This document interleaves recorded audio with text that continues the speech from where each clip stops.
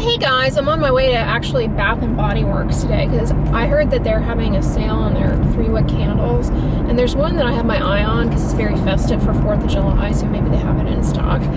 Anyways, I was reading some of your comments on my video on the regimen lab that went up yesterday, which is now a week away when you are actually watching this video, but anyways, a week ago. Yeah, you guys were really excited to hear about that brand. Many of you are using their products, and it sounds like I am not in the minority in that the Vitamin X is definitely their hero product. I mean, I have seriously been impressed with that product.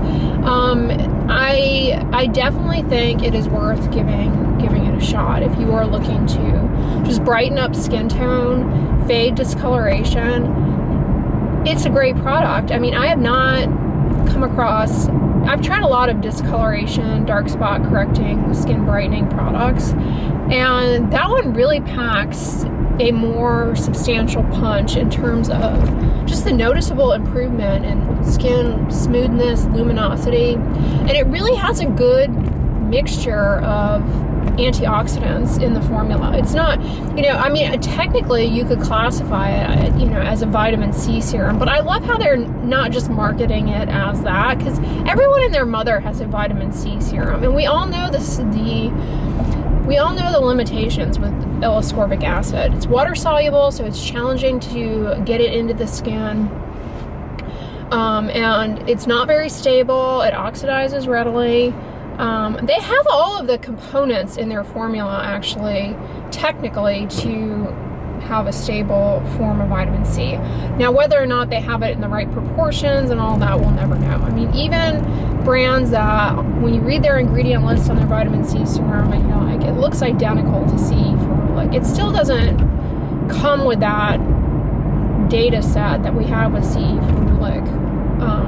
And C ferulic's formula is patented, so it's not, even though the ingredients are the same and the percentages and what have you are the same, it doesn't necessarily mean that it's going to work. Anyways, that aside, it has those things. It also has resveratrol, which can reduce oxidative stress in the skin. It's got genistein, which comes from soy, another great ingredient for skin brightening. Soy helps in inhibiting the transfer of pigment to the neighboring keratinocytes. Basically, that kind of staining action of hyperpigmentation. So yeah, I mean, all that being said, I've been really pleased with that product. It's great to put on and then, apply your sunscreen on over it.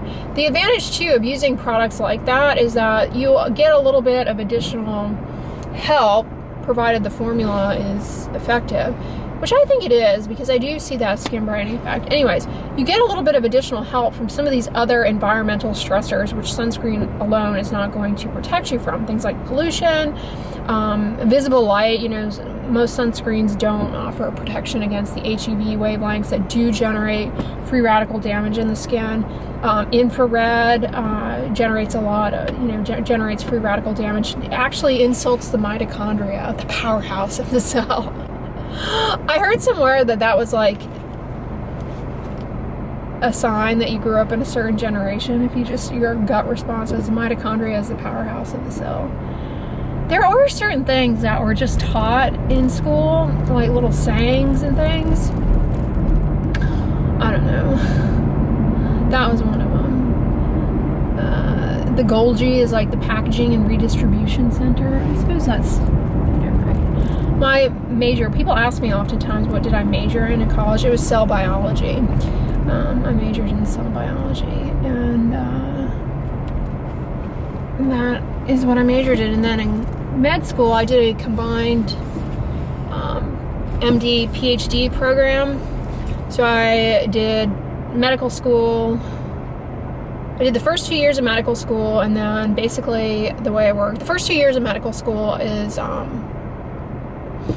at least back when I was in med school, they've changed it around, but the first 2 years of medical school is all just didactics for the most part. Like, you're basically in a lecture hall all day. And so you do for the combined MD PhD program, you do the first 2 years of of the didactics in the med school curriculum, and then you pause and you enter graduate school. And I did my PhD, was in the Department of Molecular Biology, and for that you have to take graduate coursework, which is different from medical school curriculum. It's all in, like, you know, molecular biology techniques, mass spec, chemistry, those kinds of things. And the bulk of the work of your PhD ends up being working in a lab towards you're designing experiments to test hypotheses that you have. And that was actually 10 times harder. A PhD was 10 times harder than medical school, because it was just a lot more pressure. People don't realize that about when somebody says they're getting a PhD in basic sciences. It's very stressful. That was very stressful. And then, so basically you have like your project that you're working on, you design experiments, and it's not like you just design the experiments and you do them and then, you know, blah, blah, blah, that's it. If you've ever done any kind of bench science,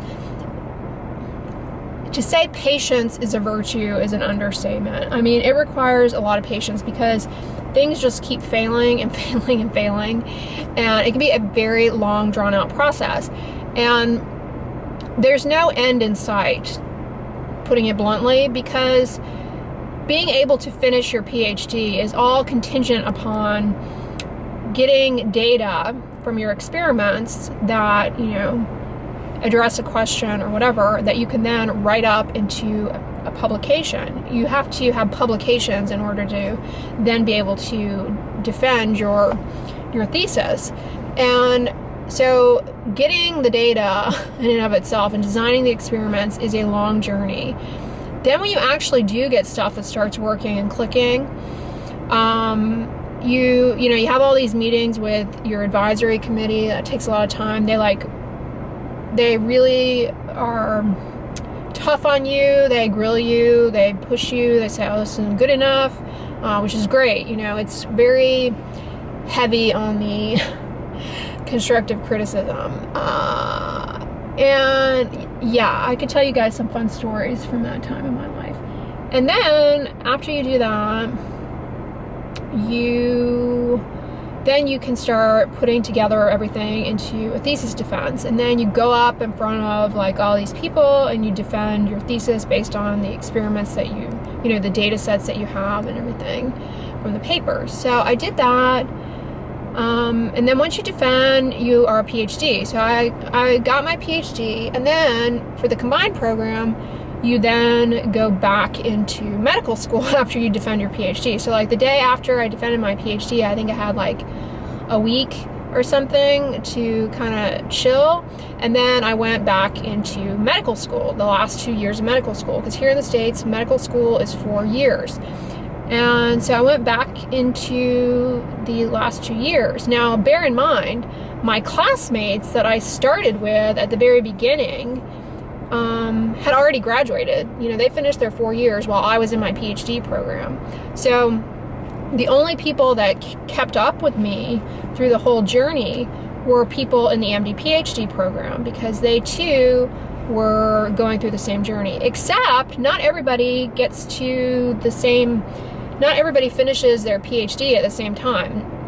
Some people, it takes, 6 years of graduate work, some people 5, some people 4. I mean, it varies, and it's not like we all finish at the same time point. So I only had one person that I knew through, I would say the majority, that ended up going back to medical school with me, like we re-entered. So I had all new classmates when I went for my last 2 years of med school.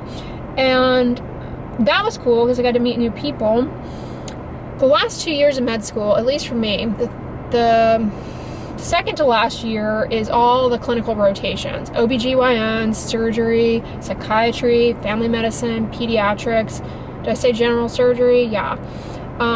All of the core rotations. And when you are in those rotations, it's very stressful because you're like trying to impress everybody and you're learning a lot, and you're, you know, working, although you're not actually getting paid.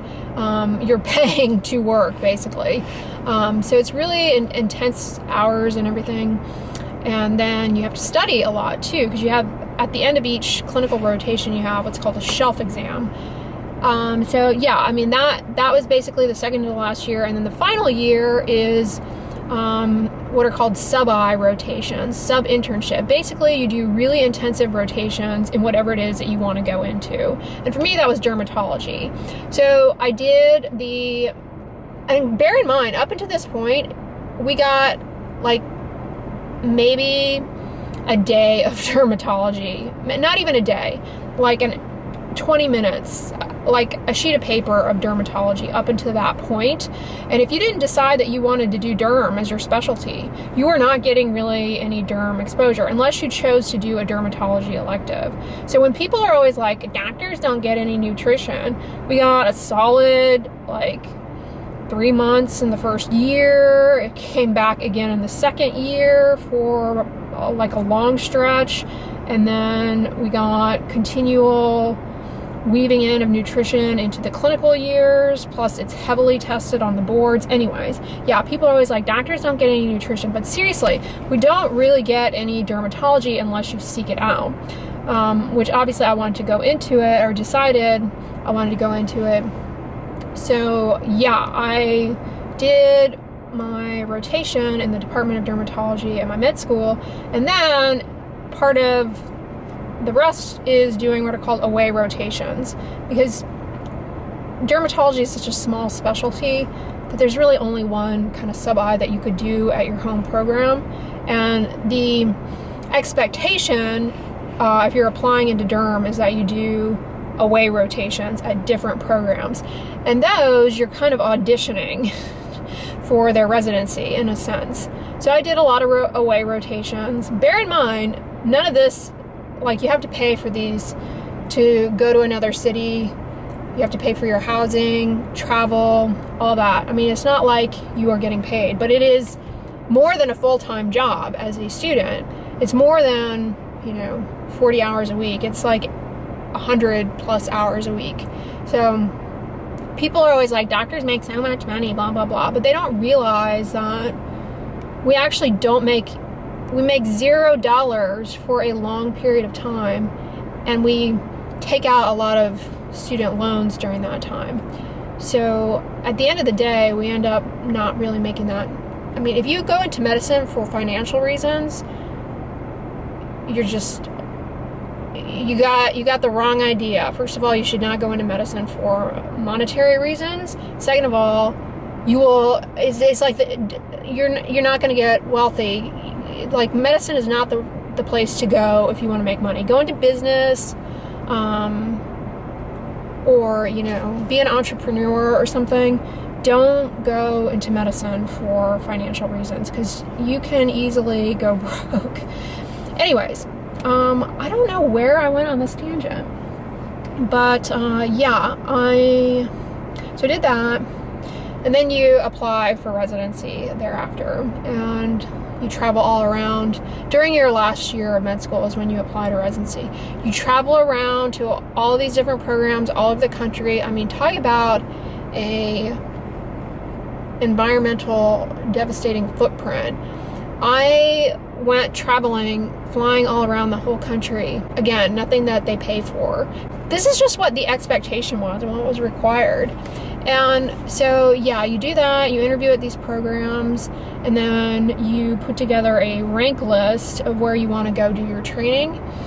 And so you rank all those programs. And I was lucky, so you rank all the programs, and then the programs rank the people that they interview. And then somehow this algorithm matches people to where they're supposed to go do their residency. And I was fortunate, I got my number one pick. I trained at New York Presbyterian Hospital, Weill Cornell Medical College for dermatology. I was fortunate, I got my number one pick. And then you go and you do residency, which is 3 years, but I extended it because I did sort of what's called a postdoc in a lab. So if you're a PhD scientist, after you defend your PhD, you then go and do a postdoc. You're not like a real scientist, literally, after you finish your PhD. Oh, no. Then you have to go and do what's called a postdoc to prove yourself to the world. It's kind of like postdoc is to PhD as residency is to MD. When you finish medical school, yeah, you have an MD, but you're not like a real doctor. Like, you can't practice or anything. You have to do a residency. Same thing with the PhD. You can't like have a lab without a postdoc, really. You're not going to get funding to have a lab if you want to be a scientist. So anybody, I mean, like, that's why graduate school is so competitive, like, it's so much more stressful in science, because they actually let a lot more people get PhDs. See, getting into med school is competitive. And once you get into medical school, you're going to be a doctor. You're going to be a physician. You may not be the type of physician you want. You may not match into the specialty that you want, but you're going to be a doctor. I mean, bearing some unusual circumstances, which do happen, like family catastrophe or, medical illness. Anyways, you're going to be a doctor. I mean, they are invested in you, because when you are a physician, when you are in medical school, you are a paying customer and they're invested in you, and it looks bad if people don't finish. So you're going to be a doctor. But graduate school is the opposite. You can get into a PhD program fairly easily, and they put you through the ringer. And many people drop out. Many people leave with their master's degree, which is fine. It's called mastering out, because it's very stressful. It's a lot.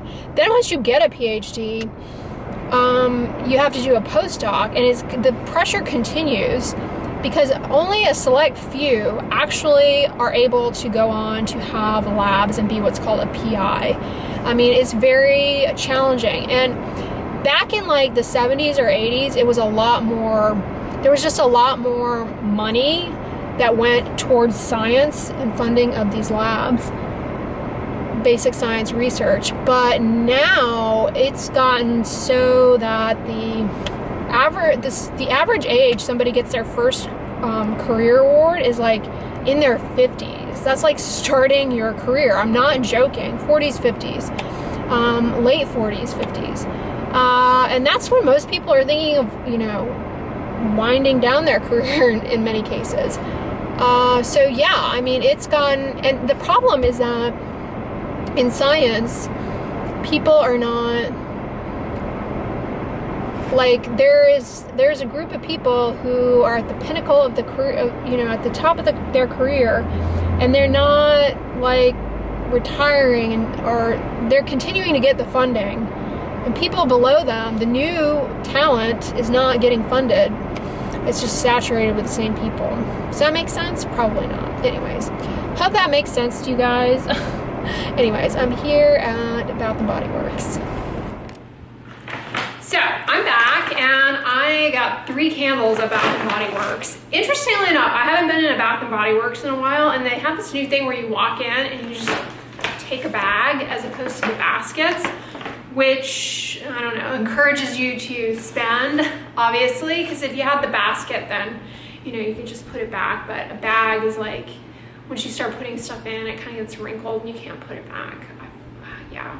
Anyways, so that is a new thing, which is kind of odd too, because these bags, they're a little precarious. I was like, is this going to hold all the weight of the candles? I got 3. Then, what was also odd is that, like I said, kind of precarious, having them in there. Like, is it going to break? Are they going to bang together? Then the checkout person, they have them put a wad of paper on top. Like, is this necessary? I mean, I'm not going to argue with the people because they're just doing their job. Like, I'm not mad at the actual clerk. But, like, seriously, Bath & Body Works, what is the point of having me put all my glass candles in this bag, and then your way of securing them is to just wad up a piece of paper and put it on top, like a weird gift or something. Anyways, ran it aside. I thought that was a little odd. All right, the first candle, they had some great scents, by the way, and I did get them on sale. This one was a total impulse. I didn't actually end up getting the scent that I went in there for. This is Berry Waffle Cone. And it smells,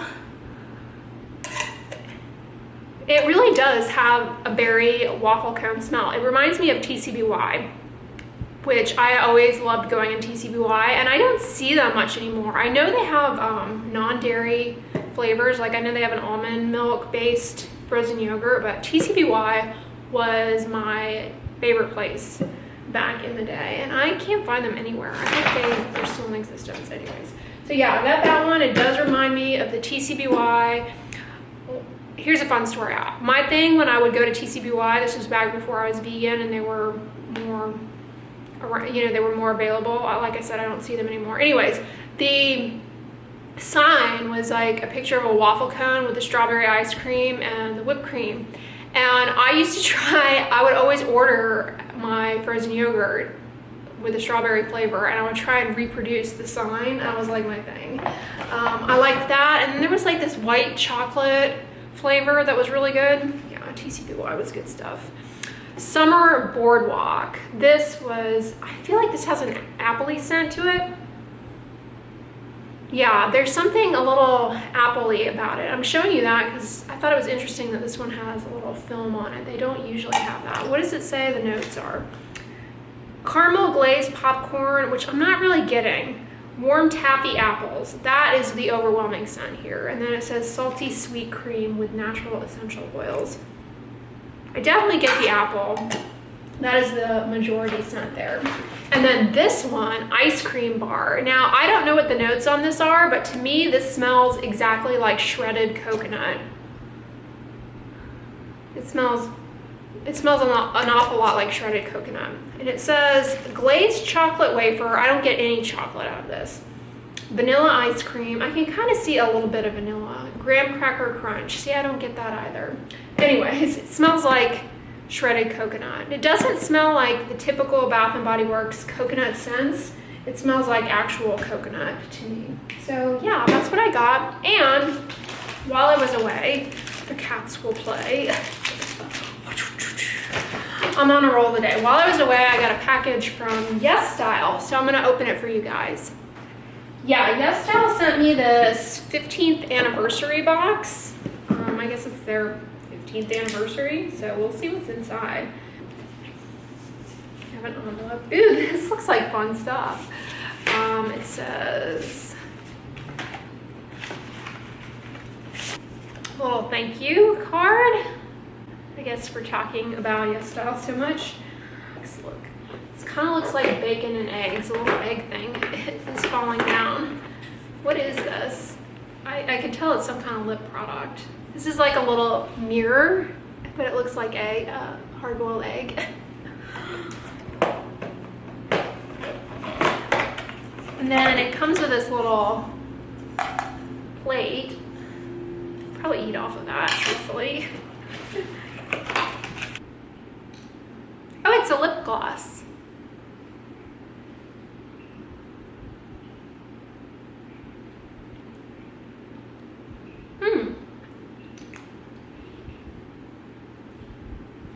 These are pretty colors for like fall. It's just like a lip tint.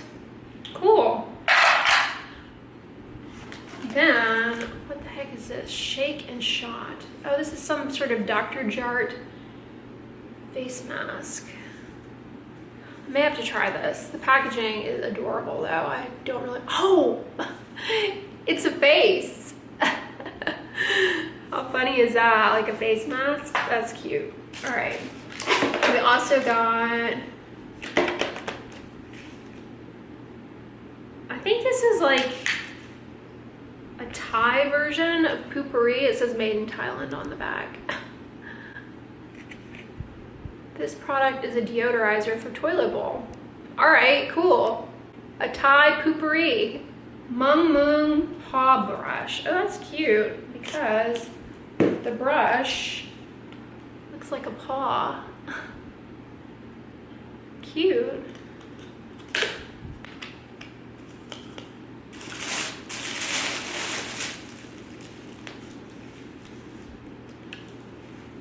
I love this. It's a travel utensil set. Fork, spoon, and chopsticks. Oh no, not chopsticks. A stainless steel straw with a little brush to clean it with. That is really useful. It says Yesstyle on it. I love that. That's really practical.